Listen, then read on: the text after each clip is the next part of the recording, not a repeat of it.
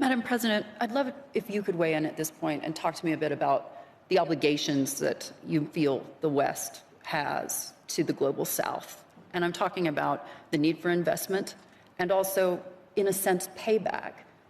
To your mind, where does this leave you? Because technically, this isn't your fight. Yeah, thank you. For me, I'm first looking at the sources of the crisis.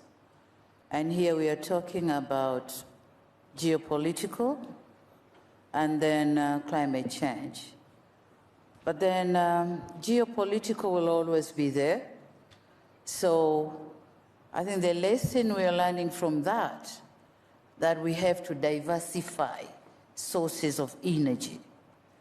For a long time, I think Europe has been depending on wherever they were depending on, but then crisis happened, and now we have crisis in energy.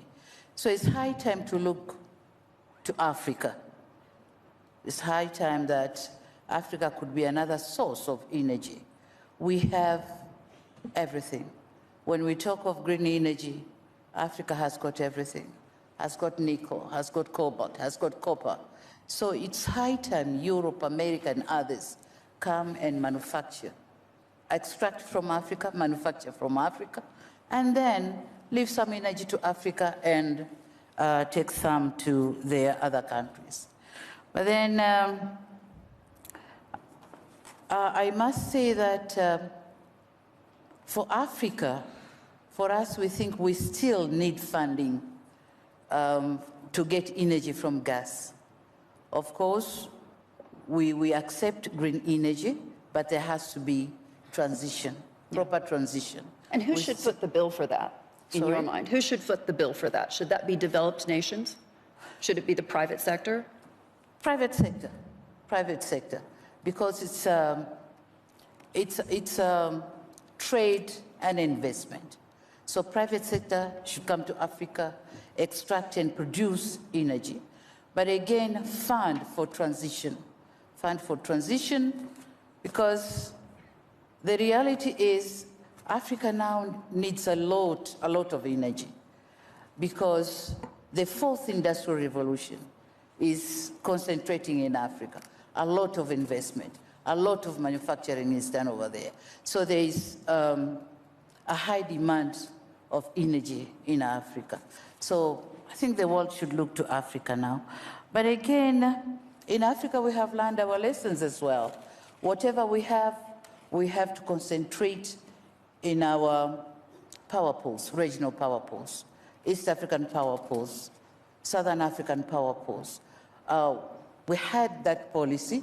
We haven't done enough to create our power pools. So I think if we have the power pools, then there will no be problem of shortage of energy, because whoever has any crisis, the power pool could serve for the region. So that's the lesson I think we learned. But again, I think this is a global problem, and the solutions should be globally. Multilateralism in solving this problem. Francesco? Because, we have seen panicking around the world. The superpowers, big powers, they are all coming up with their own policies for getting more energy. Americans have got their own policies, Europe, Japan, India. They are coming with different policies, but in unilateralism. So we think this is a global problem. The globe should have a global effort to solve this problem. So that's what I can say.